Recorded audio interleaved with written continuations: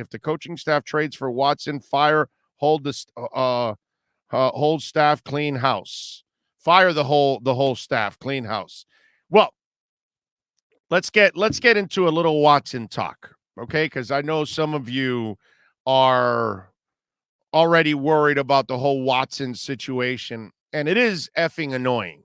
I got to tell you, I have a hard time believing there's any substance to this. I really do.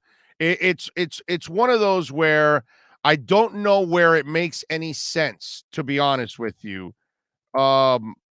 because first of all, he's got all kinds of issues, and I saw where Drew Rosenhaus was on the show on Channel 7, right?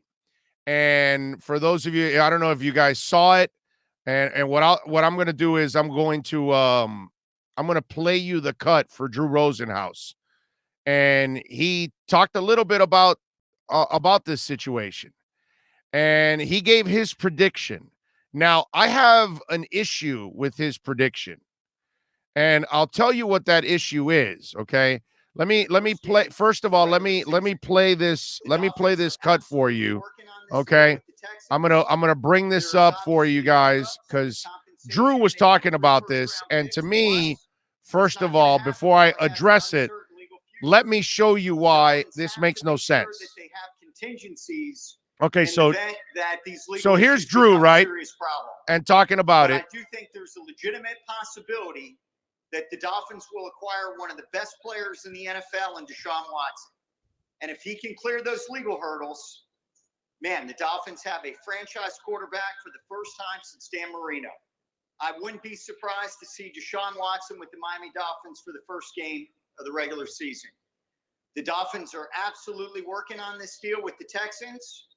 There's obviously holdups with compensation. They want 3 first-round picks plus. It's not going to happen while he has an uncertain legal future. The Dolphins have to make sure that they have contingencies in the event that these legal issues become a serious problem. All right, so Drew, as you see, is convinced that they'll get it done. They'll try to get it. They can try to get it done, or they're trying to get it done. First of all, he says if he clears his legal issues in the next 2 weeks, he's got 22 lawsuits. He's got a police investigation going on. So all of a sudden, does Charles Robinson and Drew Rosenhaus and everybody else know exactly what the cops are thinking and what's going on with the judges? Does anybody think that Watson's issues are going to be solved in 2 weeks legally? I'm sorry. I must have missed the court hearings. I must have missed everything going on. Do they know that behind the scenes they've agreed for a settlement for all 22? And not all of them are looking for money. Apparently, some of them also want to press charges. Some of them, they want to go after him criminally too. So how do you get assurances for that? Oh, okay. Hey, we'll trade for Watson. We'll give you a first and a second rounder, right?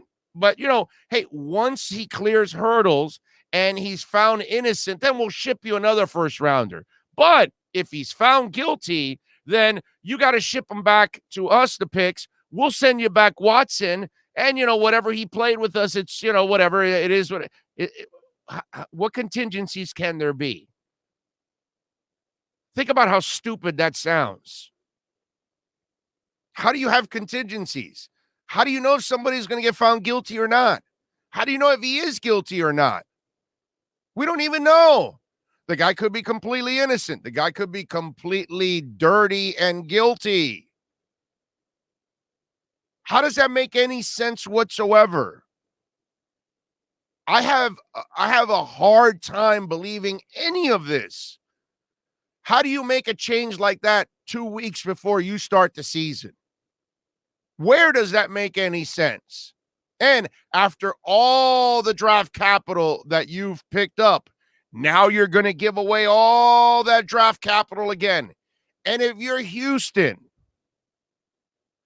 don't you want to wait till it's all over So that way, if he's cleared, you can get a boatload of picks. But there's no way you can trade anybody on contingencies of a criminal investigation and obviously the civil issues that he has now. So it is so QAnon to think that this is going to end in 2 weeks. Oh, no, yeah, he'll be traded in 2 weeks. There's no way. How many more times is this going to be mentioned? Every time they're wrong. That's the part I don't understand.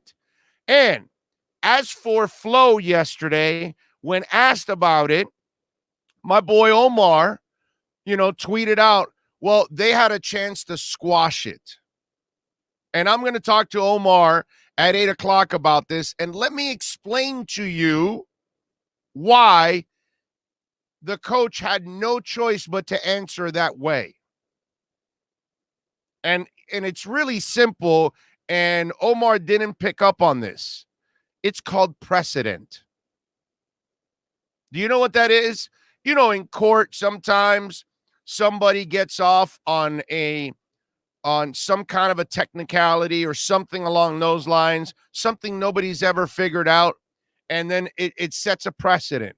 And now the next time that somebody is charged with the same kind of crime or whatever, and the same kind of situation comes up, they can use the same kind of defense to try to get the person off. So it sets a precedent that somebody's done it, then somebody else can do it over and over again. Let me explain to you, because I've been doing this for 31 freaking years. Coach Flo and Chris Grier are constantly playing chess while everybody else is playing checkers. But let me explain to you the chess move by Flo yesterday.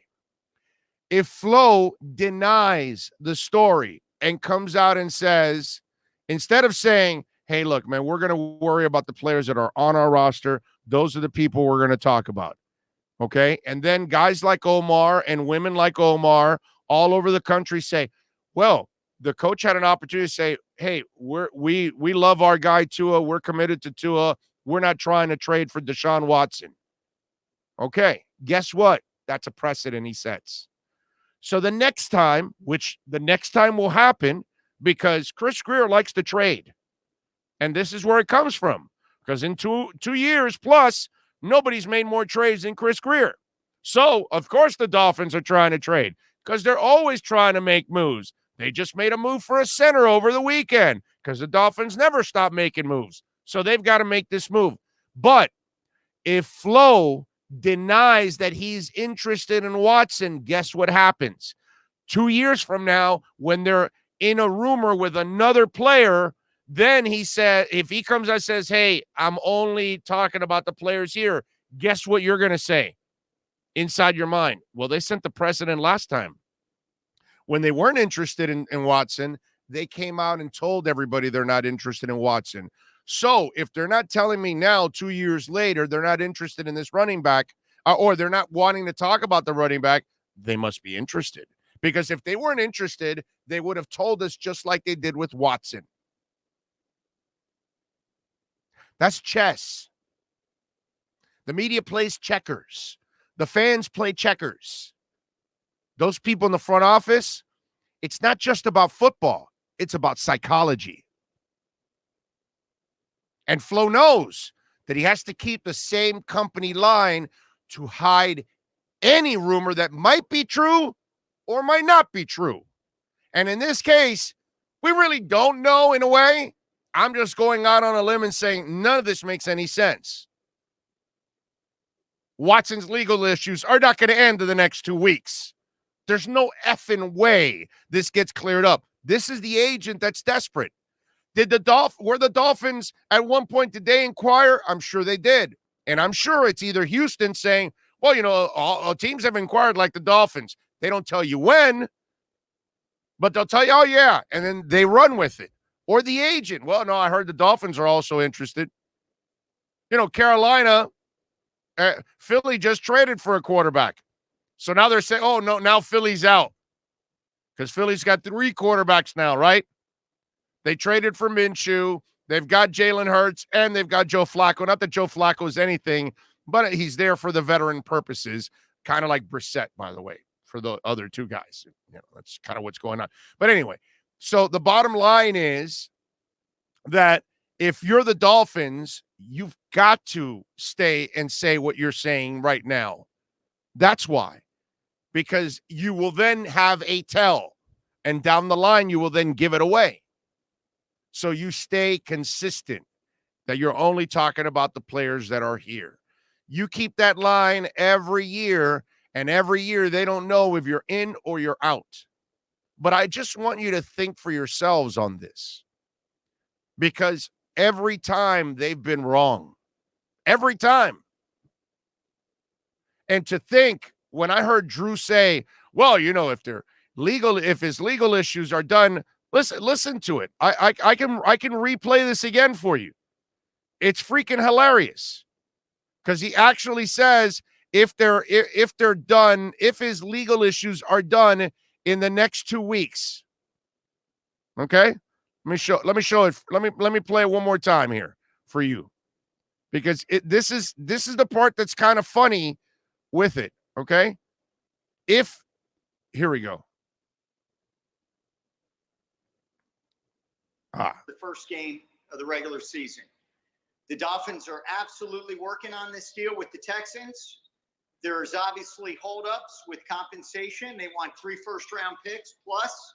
It's not going to happen while he has an uncertain legal future.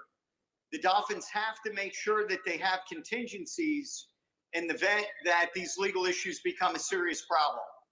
But I do think there's a legitimate possibility that the Dolphins will acquire one of the best players in the NFL in Deshaun Watson. And if he can clear those legal hurdles, man, the Dolphins have a franchise quarterback for the first time since Dan Marino. I mean, if he can clear those legal hurdles, I think he has a lawyer's background. I think I believe he's actually a graduate. I think he's actually a legitimate lawyer, Drew Rosenhaus. Not that he does any of that stuff. I think he just does the contracts, but I believe he's a law graduate. Don't you know by now that really you think Watson's going to clear all his issues in 2 weeks? And then contingencies. How do you get contingencies for this? How stupid is that? And how disruptive would all this be? None of this makes any sense at all. I mean, if they really wanted to trade X, they probably could have traded X. And they want to go to the playoffs this year. So all of a sudden now, after you've done all of this, you're going to change everything around. And look, Watson's a hell of a player. But do you really want to bring Watson on? Let's just say, let's have some fun with this, okay? I want you to think about all of this, because the media doesn't think about this. Joe Fan doesn't think about this. So let's just have some fun in Drew Rosenhaus's fantasy land, okay? Because, contingencies. So he thinks they're going to trade him, and the NFL is going to allow a trade in the middle of an investigation, which, think about how that looks now. If he actually is a sexual predator, which, by the way, he is a sexual predator. Now, whether, however you want to look at it, whether it's a bad sexual predator or just a twisted sexual predator, he's a sexual predator. So you're trading for a sexual predator. You're trading for a guy that has issues. And don't kid yourselves.